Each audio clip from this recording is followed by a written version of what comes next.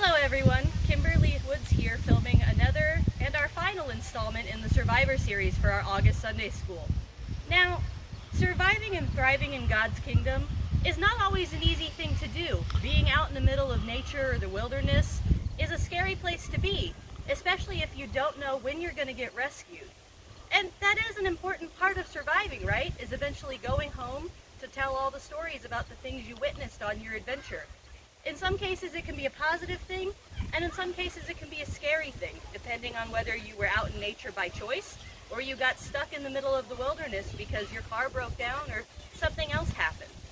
Now, we have a lot of stories in Scripture about being rescued, but one of the most powerful stories is that of the paralytic man. There was a man who was paralyzed, meaning he couldn't move any of his limbs, and he was laying on a mat, a rug, for his entire life because of his paralysis. Now, his 4 friends carried him to Jesus one day to try and rescue him, to heal him. But unfortunately, a huge crowd was around Jesus, so they couldn't get their friend to him. But they weren't about to give up. They decided to drop their friend in through a roof. They lowered him down on his mat with ropes through a big roof into the middle of where Jesus was, because they knew how important it was for their friend to be with Jesus and be rescued. Now, the people around him included some of the teachers and the Pharisees who didn't always agree with what Jesus had to say. He told that man that the man was forgiven of his sins, and the Pharisees questioned, "By whose authority do you have to say this man is forgiven?" So Jesus did one step further. He said, "Not only is this man forgiven, but he will stand up and walk." And sure enough, the man who had been paralyzed his entire life stood up that moment, walked, and Jesus said, "Take your mat and go." That is an important part about being rescued, and in this man's case, being healed. He was able to get up and walk away, but not without that memory, that mat that he had laid on his whole life.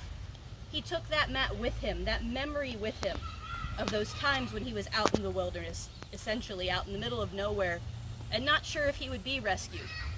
But because of the power of his friends, their faith, and the power of Christ, he was able to be rescued from that, what we can only imagine is a terrible feeling of being trapped or being unable to help oneself. Now, whether you find yourself out in the middle of nature, in a precarious situation like a rickety bridge, or you're just not sure how to solve your next problem, we know that we can always turn to Jesus for our rescue. And with the help of family, friends, or rescue personnel like police and firefighters and EMTs, there's always someone who's got our back, and sometimes all it takes is a little extra boost to lift us up and bring us back on solid ground. Thank you so much for joining us for our Survivor series this August, and stay tuned for our next online Sunday School series. Thanks so much for watching. Thanks for watching. Be sure to like, comment, and subscribe so you don't miss any future updates from us.